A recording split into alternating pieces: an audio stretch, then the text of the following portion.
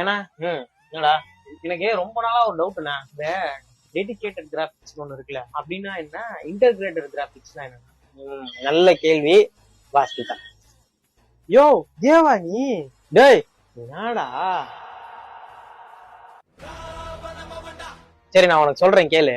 Integrated கிராபிக்ஸ்னா CPU கூடயே வருதுல்ல, CPU கூடயே வர்ற ஒரு கிராபிக்ஸ் தான் இன்டர்கிரேட்டட் கிராபிக்ஸ். இதுல செப்பரேட்டா கிராபிக் கார்டு இருக்கணும்லாம் அவசியம் கிடையாது. நம்ம போடுற ரேமை வச்சு அதுவே இன்டர்கிரேட்டட் கிராபிக்ஸா மாத்திக்கும். இதுல பவர் கன்சப்ஷன் கம்மி, அதே மாதிரி பிரைஸும் கம்மி. இது எதுக்கெல்லாம் யூஸ் ஆகும்னா ஆபீஸ் யூசேஜ், ப்ரௌசிங், படம் பாக்குறதுக்கு, சின்ன சின்ன அந்த போட்டோஷாப் எடிட் பண்றதுக்குலாம் யூஸ் ஆகும்.